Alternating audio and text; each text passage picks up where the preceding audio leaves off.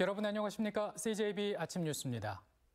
한범덕 청주시장이 어제 기자회견을 갖고 청주시장 재선 도전을 공식화했습니다. 민주당 청주시장 후보는 경선을 거쳐 오는 30일 최종 결정됩니다. 홍우표 기자입니다. 더불어민주당 소속 한범덕 청주시장이 다른 자치단체장보다 조금 늦은 시기에 공식 출마를 선언했습니다. 한 시장에 대해 일부에서 민선욱이 청주시장을 역임했다는 이유로 삼선 도전이라는 표현을 쓰고 있지만 명확히는 재선 도전입니다. 2014년 출범한 통합 청주시는 별도 법률에 따라 탄생한 별도의 법적 지위를 갖는 자치단체로 2010년에 당선된 민선 5기는 선수에 포함되지 않습니다.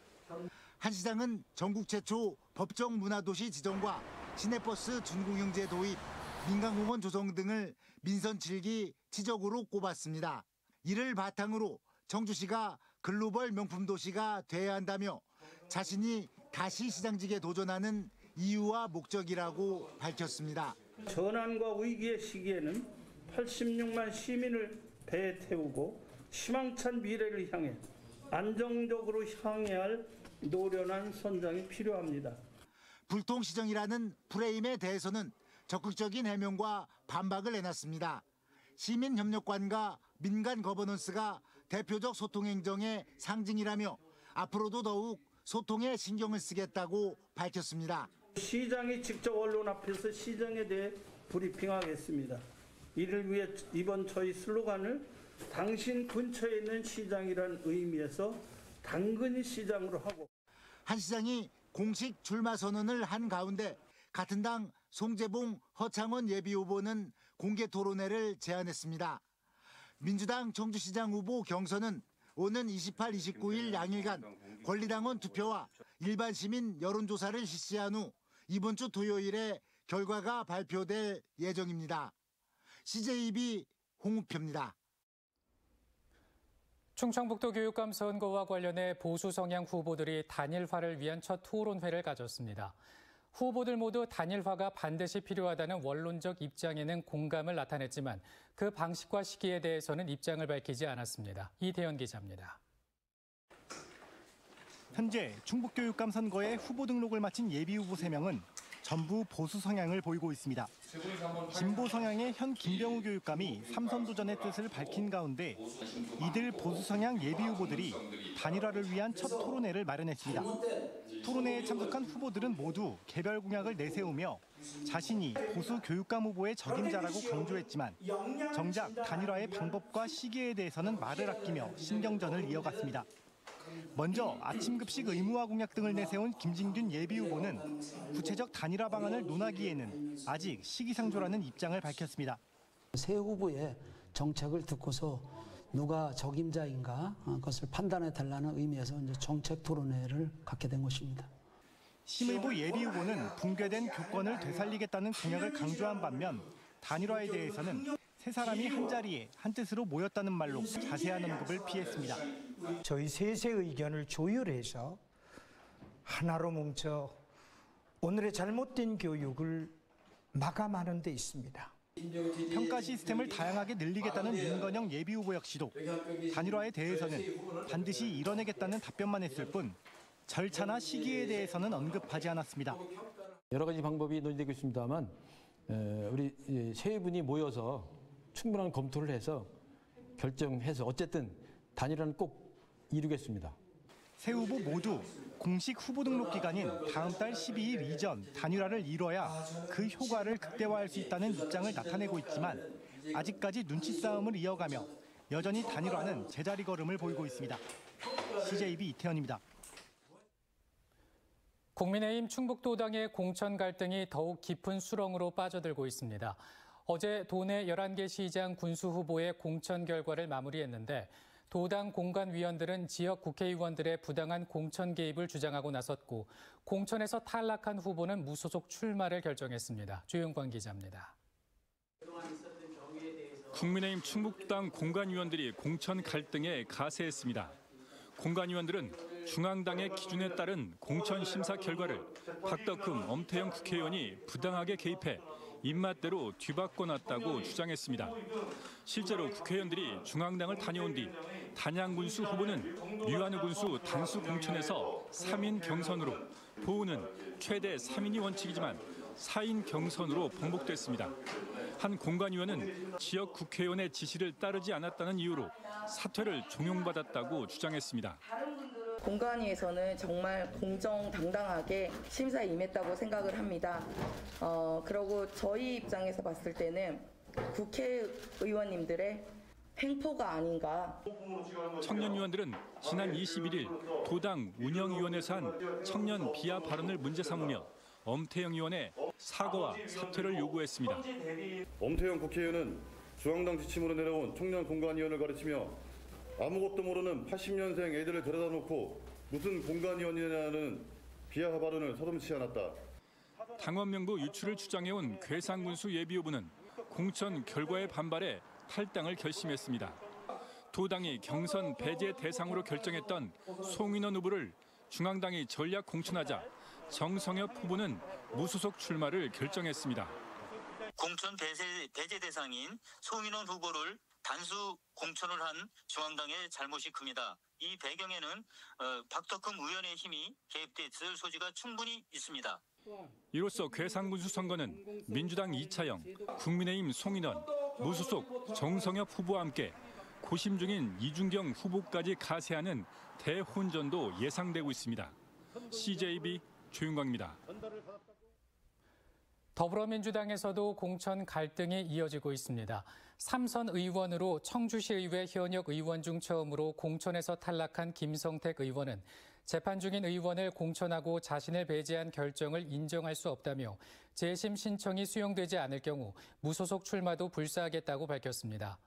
또 영동군수 후보로 윤석진 예비 후보를 단수 추천했다가 반발이 거세자 중앙당 비대위는 김재영, 박동규 예비 후보를 포함한 3인 경선으로 번복했습니다.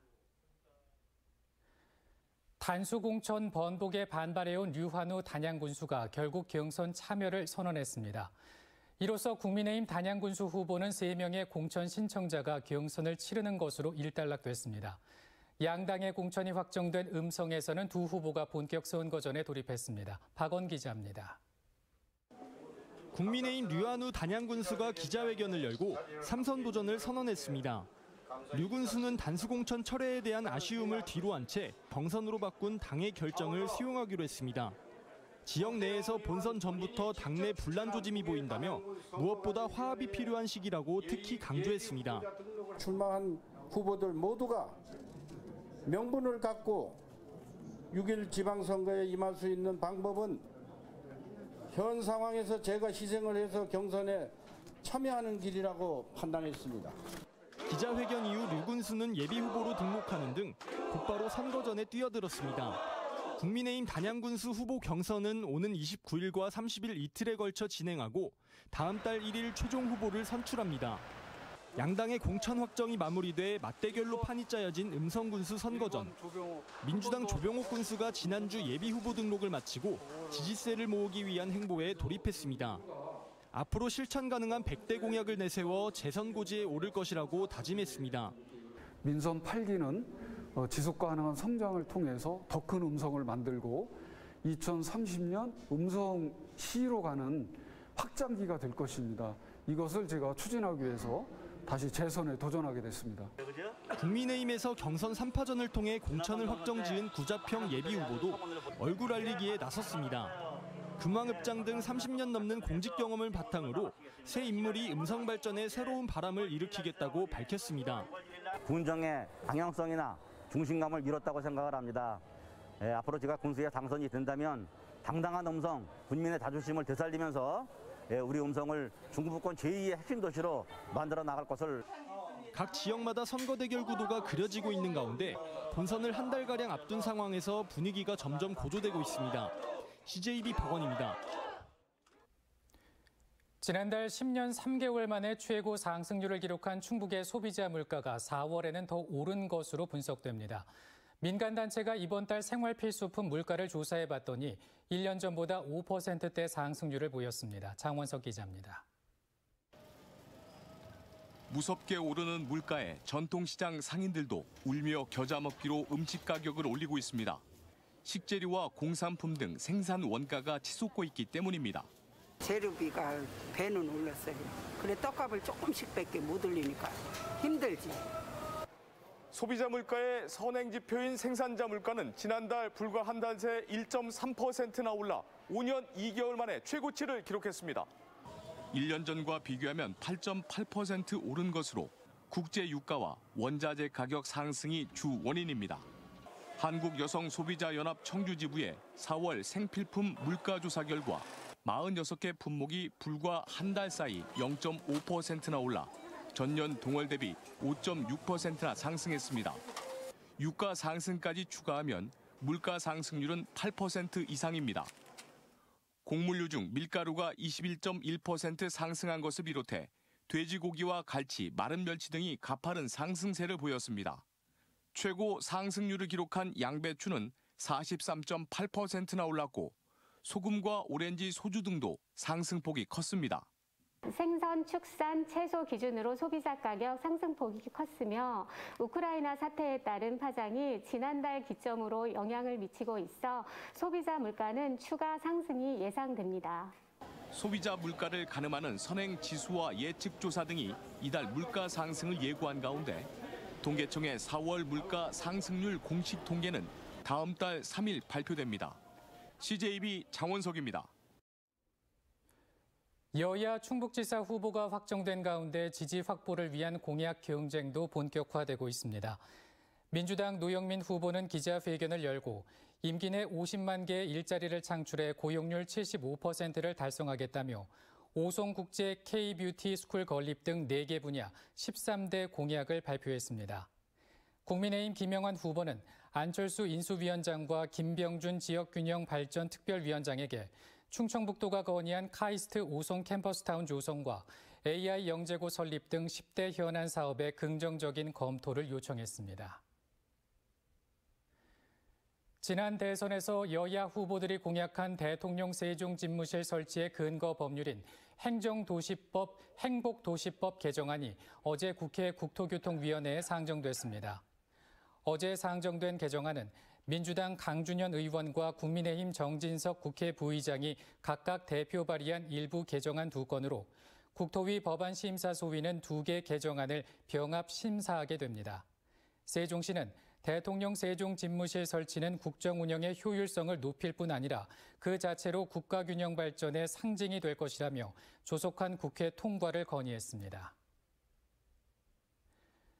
제천시 하소동에 화재 참사가 났던 스포츠센터 자리에 들어선 하소생활문화센터 산책이 개관 한 달여 만에 누적 방문객 10,000명을 넘어섰습니다. 제천시는 지난달 25일 개관한 산책의 누적 방문객 수는 1,750여 명이며 하루 평균 약 400명이 다녀갔다고 밝혔습니다. 또한 도서 대출도 2천여 권에 달해 화재의 아픔을 딛고 들어선 산책이 지역의 새로운 복합문화 공간으로 자리매김하고 있다고 주장했습니다.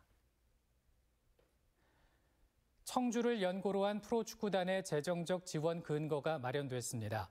청주시의회 행정문화위원회는 어제 청주를 연고로 한 프로축구단 창단의 운영 지원 협약 체결 동의안을 원안 가결했습니다. 동의안에 따르면 충청북도와 청주시는 프로축구단 창단 이후 5년 동안 각각 20억 원의 운영비를 보조금으로 지원하고 축구단은 연간 25억 원을 자체 부담해야 합니다. 충북경제자유구역청은 어제 청주 오송 CMV 센터에서 개청 9주년 기념식을 열고 인구 25만의 국제도시로 성장할 것을 다짐했습니다. 충북경자경은 제2의 도약을 위해 경자구역 중심의 개발 패러다임을 뛰어넘어 글로벌 비즈니스 허브이자 신수도권 경제 중심지로 도약하겠다고 밝혔습니다. 특히 제3국가산업단지와 청주 강내 하이테크밸리, 세종 조치원을 아우르는 25만 국제도시로 발전시켜 나갈 것이라고 강조했습니다. 청주시가 공공건설공사와 대형공사장의 부실공사를 막기 위해 현장 점검과 아울러 신고 포상금 제도를 운영합니다. 공사비 2억 원이 넘는 공공건설 현장에 대해 신고 포상금 제도를 운영해 최대 500만 원을 지급합니다. 또 15곳의 공사 현장을 선정해 다음 달 점검을 벌이고 이후 시정 조치에 대한 이행 여부를 확인할 방침입니다. CJB 아침 뉴스를 마칩니다. 시청해주신 여러분 고맙습니다.